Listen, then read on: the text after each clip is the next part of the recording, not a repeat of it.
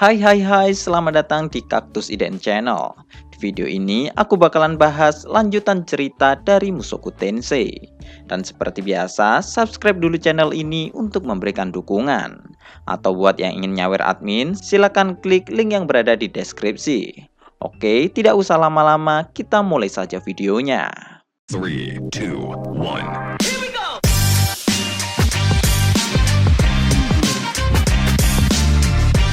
Cerita dilanjutkan dengan pertarungan Sender melawan Alex. Melihat pertarungan mereka, Rudis terus mengamati untuk memahami pola pergerakan mereka berdua. Dan lalu setelah mendapatkan celah, Rudis pun langsung menembakkan stone cannonnya ke arah Alex. Tetapi serangan Rudis itu tiba-tiba melengkung ke arah lain. Namun meskipun begitu, serangan Rudis itu masih cukup untuk membuat Alex menjadi tidak seimbang. Yang mana hal itu kemudian dimanfaatkan Sender untuk memukul Alex. Terkena serangan Sender, Alex yang marah langsung menuju ke Rudius. Dan menurut mata iblis peramal Rudius, Alex akan menggunakan tendangan untuk menyerang Rudius. Memprediksi itu, Rudius pun kemudian langsung bertahan menggunakan kedua tangannya. Tetapi karena efek dari pedang Alex, sarung tangan Rudius akhirnya pun menjadi pecah. Melihat tangan hitam Rudius, Alex pun menyadari bahwa lengan itu adalah bagian tubuh dari neneknya, yang tak lain adalah Atove. Kemudian, untuk membalas tendangan Alex, Rudius pun menggunakan serangan petir untuk menyerangnya. Tidak hanya itu, Rudius juga menembakkan stone cannon menggunakan tangan kirinya, meskipun Alex ternyata masih berhasil menghindari serangan Rudius. Bahkan dengan gerakan lincahnya, Alex juga melancarkan serangan menebas ke arah Rudius. Melihat itu, Sender pun langsung menghentikan serangan Alex menggunakan tombaknya, yang mana hal itu kemudian membuat Alex melompat untuk mundur. Saat ini, Sender akan terus menyerang di garis depan, sementara Rudis akan tetap memberikan bantuan dari belakang. Awalnya, Rudis berpikir bahwa dengan bantuannya di belakang Sender, mereka pasti bisa mengalahkan Alex. Tetapi Sender ternyata menyuruh Rudius untuk terus berhati-hati, karena Alex nampaknya masih menyimpan kekuatannya untuk digunakan saat dia melawan Orsted nanti. Mendengar itu, Rudis pun menjadi cukup kesal. Tetapi apa yang Rudis bisa lakukan saat ini hanya menunggu Roxy untuk menyelesaikan tugasnya. Dan sampai waktu itu tiba, Rudis dan Sender akan menahan Alex selama mungkin. Dan lalu setelah saling bertukar kata, Sender pun maju untuk menyerang Alex lagi. Sekali lagi, Alex dan Sender saling beradu serangan. Tetapi entah mengapa, Rudis merasakan gerakan Sender menjadi jauh lebih lambat. Sementara serangan Alex malah menjadi semakin gila. Jika Sender terus tertekan, Rudis tidak akan bisa menyerang Alex menggunakan serangan stone cannonnya. Jadi Rudis kemudian mengganti serangannya menggunakan sihir Earth Lancer, yang mana 4 pilar tanah langsung menyerang Alex. Tetapi serangan itu dengan cepat langsung dihancurkan oleh Alex. Dan saat ini Sender juga menjadi semakin terpojok. Sebenarnya Sender tidak akan kalah jika dia hanya beradu teknik saja. Tetapi hal yang membuat perbedaan jauh saat ini adalah senjata yang digunakan oleh Alex. Yang mana tombak Sender bukanlah tandingan dari pedang legendaris Kajakuto. Namun di saat Sender dan Rudis semakin terdesak, Aris dan Ruijut akhirnya pun muncul untuk menyerang Alex. Serangan tebasan Aris langsung diarahkan ke arah leher Alex, tetapi serangan Aris bisa dibelokkan oleh sihir gravitasi pedang Kajakuto. Aris dan Ruijut telah datang pada waktu yang tepat. Namun ketika Alex melihat Aris dan Ruijut, dia nampak tidak percaya bahwa Gulfarion sudah dikalahkan. Meskipun Gulfarion bukanlah penyandang gelar Dewa Pedang lagi, namun menurut Alex dia seharusnya tidak mudah untuk dikalahkan. Sebenarnya Alex dan Gulfarion baru saja mengenal, tetapi mereka nampaknya sudah menjadi cukup akrab. Dan lalu setelah mengatakan itu, Alex pun langsung memasang kuda-kudanya. Dan tidak seperti sebelumnya, kedua tangan Alex saat ini memegang ganggang pedangnya secara bersamaan. Yang mana aura pekat akhirnya muncul di daerah sekitar Alex. Melihat itu, Sender pun langsung menyuruh Rudis dan yang lainnya untuk segera lari. Namun serangan Alex nampaknya sudah dimulai. Tubuh Rudis, Sender, Aris, dan Ruijut yang mencoba lari tiba-tiba terangkat dan mengapung ke atas udara. Pedang Kajakuto dapat mengendalikan gravitasi. Jadi dalam kondisi saat ini, selincah apapun Rudis dan yang lainnya tidak akan bisa berbuat apa-apa. Namun meskipun begitu, Rudis tetap berusaha menggunakan batu penyerap sihir pada lengan serifnya untuk menyerap sihir yang saat ini sedang mengikat Sender, Aris, dan Ruijut. Yang mana hal itu kemudian membuat mereka jatuh ke tanah secara normal lagi. Tetapi di saat Rudis akan menyerang Alex, serangan Alex yaitu Gravity Rapture akhirnya dilepaskan. Yang mana serangan itu menciptakan kilatan cahaya dan juga ledakan. Kemudian setelah beberapa saat kehilangan kesadaran akibat serangan dari Alex, Rudis pun akhirnya terbangun di atas pohon. Beberapa tulang Rudius nampaknya sudah patah, tetapi untungnya Rudis masih bisa berbicara untuk merapalkan sihir penyembuh. Dan lalu, di saat Rudis juga mengamati kondisi di sekitar dari atas pohon, ternyata ada semacam kawah berdiameter 20 meter di tempat Rudis bertarung sebelumnya. Dan juga ada cahaya yang menyala dari arah desa Rasupar. Rudis tahu tentang cahaya itu, dan lalu setelah menyembuhkan lukanya, Rudis pun langsung segera turun ke bawah. Dan lalu tak lama setelah itu, Rudis kemudian bertemu dengan Sender yang saat ini nampak terlihat babak belur. Dan sambil menyembuhkan Sender, Rudis pun bertanya apakah Sender tahu letak keberadaan Aris dan Ruiger saat ini. Yang kemudian dijawab oleh Sender bahwa mereka berdua juga terpental akibat serangan Alex. Tetapi berkat tindakan Rudis di saat terakhir, mereka berdua mungkin tidak terluka parah. Dan juga setelah melawan mereka berempat, Alex nampaknya langsung maju menuju ke arah Orsted yang saat ini berada di desa Rasupar. Di dalam perulangan sebelumnya, Orsted mungkin saja pernah bertarung melawan Alex. Tetapi jika dia saat ini harus bertarung sambil melindungi warga desa, maka hal itu pasti akan menguras mana Orsted. Menanggapi ini, Rudis pun bertanya ke Sender apakah dia masih bisa bertarung lagi. Saat ini, Rudis berniat untuk segera mengejar Alex. Terlebih, jika dugaan Rudis benar, Roxy seharusnya sudah menyelesaikan sihir pemanggilannya. Dan benar saja, ada dua prajurit dari Rasupar yang muncul dan melaporkan bahwa sihir pemanggilan Roxy sudah berhasil dilakukan. Mendengar itu, Rudis kemudian langsung membagi tugas mereka. Sender akan segera mengejar Alex, sementara Rudis dan satu prajurit Rasupar akan menuju ke tempat Roxy terlebih dahulu, dan satu prajurit yang tersisa akan merawat Aris dan Ruiger yang saat ini sedang terluka. Dan lalu, di saat Rudis sudah sampai di tempat Roxy, lingkaran sihir pemanggilan milik Roxy nampaknya sudah rusak, karena tepat di atas lingkaran sihir itu, armor sihir versi 1 Rudis akhirnya sudah berhasil dipanggil. Kemudian, setelah mengenakan armor sihir versi 1, Rudis pun bergegas untuk mengejar Sender dan Alex. Tetapi di saat Rudis sudah sampai di tempat Sender dan Alex bertarung, Sender ternyata sudah dikalahkan. Alex nampaknya masih tidak terima dengan ayahnya yang mengajarkan teknik Dewa Utara kepada Auber dan yang lainnya, mengingat Auber malah menggunakan tekniknya dengan cara yang kotor. Tetapi di saat Rudis tiba, Alex nampak terlihat cukup terkejut dengan armor Rudius yang nampak terlihat cukup besar. Dan lalu menanggapi perkataan Alex sebelumnya, Sender mengatakan bahwa alasannya meninggalkan Alex karena Alex terlalu terobsesi untuk menjadi seorang pahlawan. Padahal apa yang dilakukan Alex selama ini tidaklah mencerminkan dari sikap seorang pahlawan sejati. Seorang pahlawan pasti memiliki sebuah tugas yang mulia, tetapi Alex selama ini hanya menyiksa orang lemah untuk mendapatkan ketenaran saja.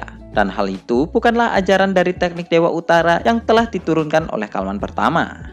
Selain itu, meskipun masih belum cukup untuk menandingi pedang Kaja Kuto, Sender saat ini telah meminjam pedang kutukan Aris untuk mengalahkan Alex. Pedang yang dibawa Sender adalah pedang kedua dari pedang kutukan Aris. Dan tidak hanya Rudis kali ini mengenakan armor versi satunya, Aris dan Ruiger ternyata sudah sampai untuk bergabung ke dalam pertempuran juga.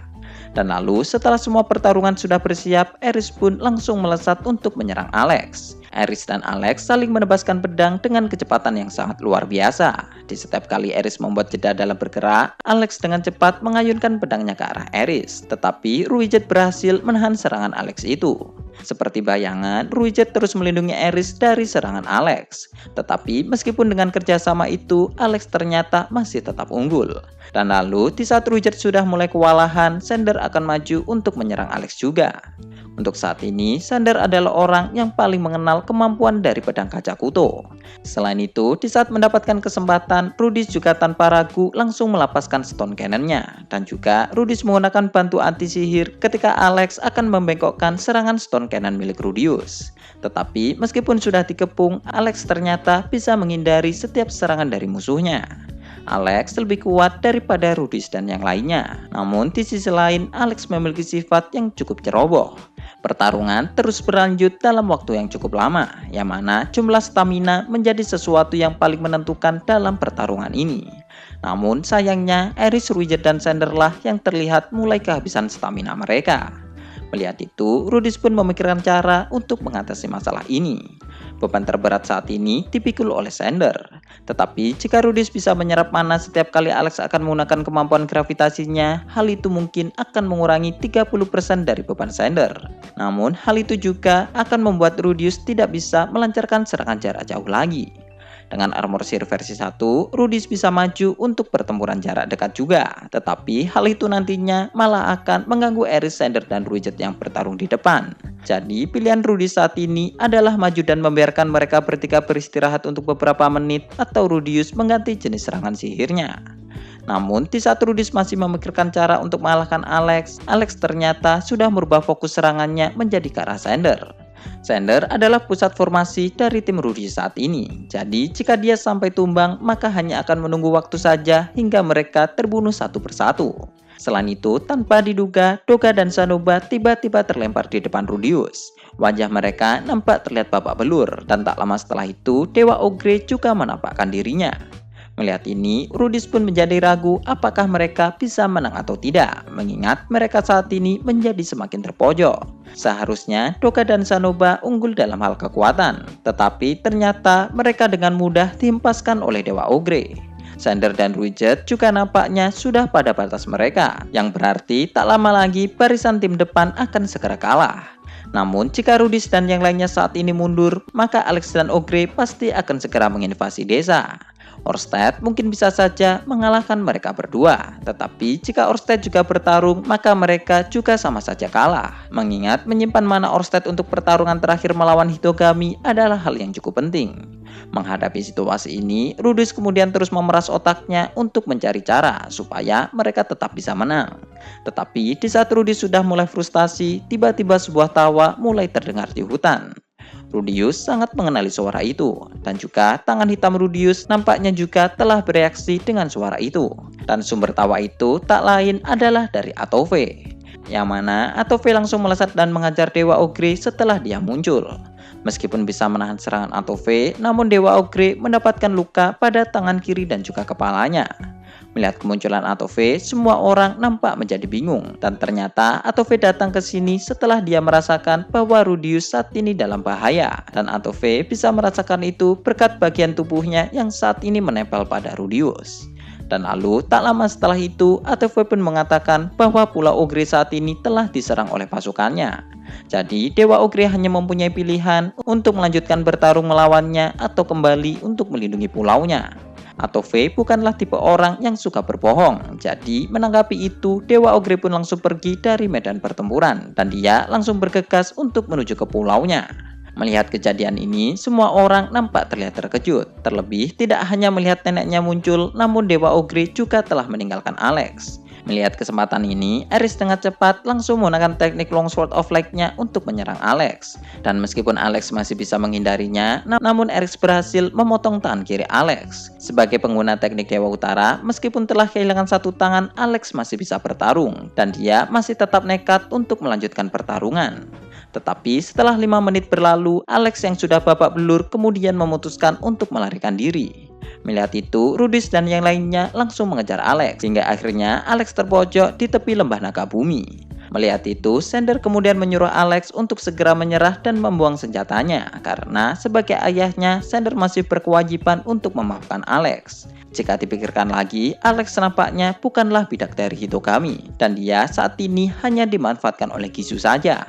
Namun meskipun sudah terpojok, Alex ternyata masih menolak untuk menyerah, karena dia berpendapat bahwa dia tidak akan mempunyai kesempatan lain untuk melawan Orsted. Mendengar itu, Sander pun bertanya tentang siapakah orang yang mengatakan itu kepada Alex, yang mana hal itu ternyata tidak bisa dijawab oleh Alex. Setiap kali Alex ingin menggunakan teknik pedangnya, Rudis terus menggunakan teknik penyerap sihir, yang mana hal itu meniadakan teknik pedang Alex. Tetapi tak lama setelah itu, Rudis melihat dengan mata peramalnya bahwa Alex berniat kabur dengan membuat bom debu, dan dia akan turun ke dasar lembah naga bumi. Mengetahui itu, Rudis pun langsung mengejar Alex ke dasar lembah setelah Alex membuat bom debu itu. Selama terjun ke dasar lembah, Rudis terus mengawasi Alex dengan mata iblis penerawangnya.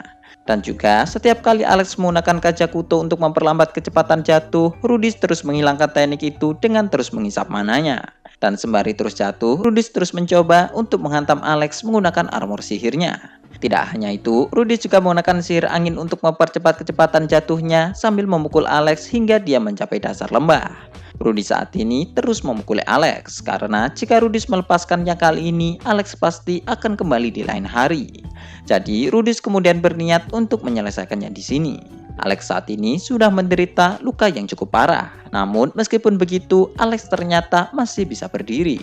Selain itu, Alex ternyata masih tetap meremehkan Rudius. Bagi Alex, selama Rudius sendiri, Rudius bukanlah apa-apa selain lalat kecil baginya. Dan dengan senyuman Alex yang cukup percaya diri, Alex mengatakan bahwa dia akan mengalahkan Rudius dan lalu melarikan diri. Hingga akhirnya ketika dia sudah pulih, dia akan kembali untuk menantang lagi.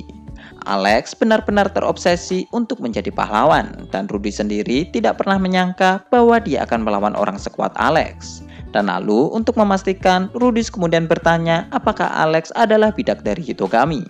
Yang lalu dijawab oleh Alex bahwa dia bukanlah bidak dari Hitogami. Mendengar itu, Rudy pun menjadi bertanya-tanya tentang siapakah bidak ketiga Hitogami itu. Dan meskipun saat ini Alex menderita luka yang cukup parah, Rudy masih cukup ragu apakah dia bisa mengalahkan Alex atau tidak.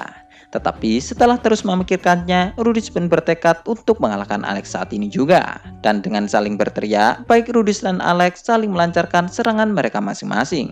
Dengan tangan kanannya, Alex berlari sambil mengayunkan pedangnya. Namun di sisi lain, Rudy dengan cepat langsung mengangkat Gatling gun-nya dan menembakkan stun cannon sekuat mungkin.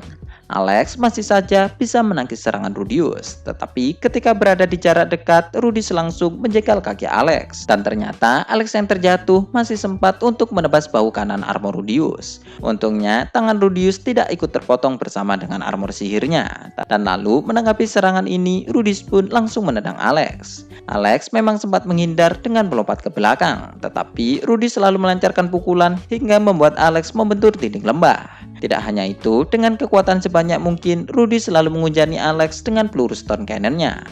Rudius terus-menerus menembakkan stun cannon miliknya ke Alex, hingga akhirnya Alex menancap ke dinding lembah, dan pedang kaca Kuto akhirnya juga terlepas dari tangan Alex. Darah mulai mengalir dari dinding lembah, dan pertarungan ini akhirnya dimenangkan oleh Rudius. Oke, sekian dulu untuk pembahasan di video kali ini. Pembahasan selanjutnya mungkin akan kita bahas di video selanjutnya. Jangan lupa tulis pendapat kalian di kolom komentar dan juga like dan subscribe. Terima kasih sudah mendengarkan dan goodbye.